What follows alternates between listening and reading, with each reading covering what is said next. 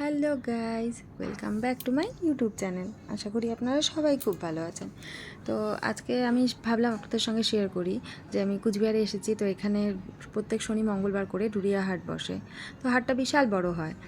আর এখানে মানে প্রচুর ধরনের শাক সবজি গাছপালা, তারপরে ফলের ছোটো ছোটো ফুল বা সবজির বীজ ওগুলো পাওয়া যায়, সার নানান রকমের প্রচুর জিনিস পাওয়া যায় টুকটাক। তারপরে রান্না করার এই যে দা ঠা কৃষকদের যে কাজে লাগে, যেগুলো খুরপি ঠুরপি হাবিজাবি কৃষিকাজের, ওগুলো সব পাওয়া যায়। তারপরে মাছ ধরার বড়শি, মানে জাল ঠাল এগুলো। তো এখান থেকে বাবাকে দেখলাম কিছু সবজি নিয়ে নিল।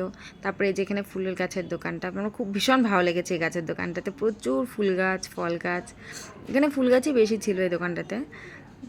তো পাশেই আবার আছে, তার উল্টা পাশে এই দোকানটার থেকে আমি কিছু সবজি গাছ নিয়েছিলাম। আমার ভীষণ ভালো লাগে সবজির গাছ।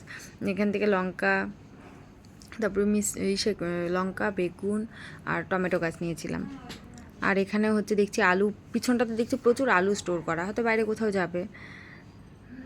এই যে বাজারের পেছনটা, এটা একদম হাটের।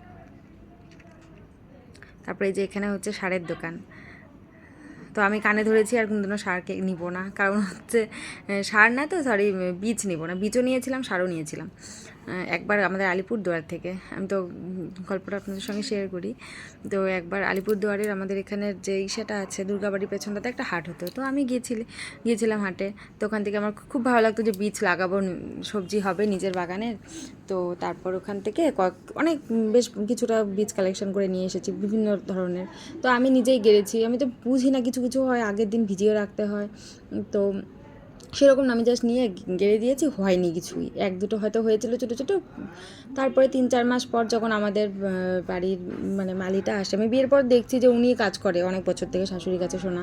তো উনি বললো যে এইগুলো প্রসেসিংটা আলাদা, তুমি যদি সবজি চাষ করতে বলো তো আমাকে বলো, আমি এসে লাগিয়ে দিয়ে যাবো, আমি তুলে দিয়ে যাবো, কিন্তু এগুলোও হবে না, কিছু কিছু বীজ নষ্ট হয়ে গেছে। তারপরে আমি ভাবলাম যে না, আর বীজ টিজ নিয়ে লাভ নেই, এখন থেকে গাছই নেব। তারপরে ওই দোকান থেকে কিছু গাছ নিয়েছিলাম। আর এখানে যে মানে জালের দোকান, মাছ ধরার জাল বলে এগুলোকে। তো আমার বাবাদের দেখতাম আগে, মানে মাছ ধরা, যারা যারা মাছ ধরতো তাদের একটা নেশা, বাবা জেঠুদের।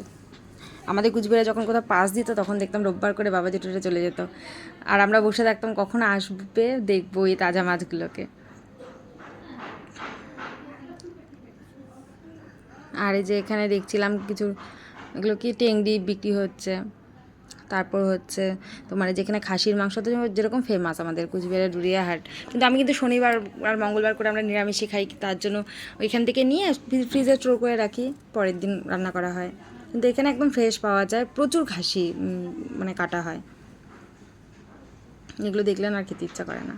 আজকের ভিডিওটা এতটুকুনি। আপনারা সবাই পাশে থাকবেন, আর ভিডিওটা ভালো লাগলে লাইক কমেন্ট করে দিবেন। চ্যানেলটিকে প্লিজ সাবস্ক্রাইব করে আমার পাশে থাকবেন।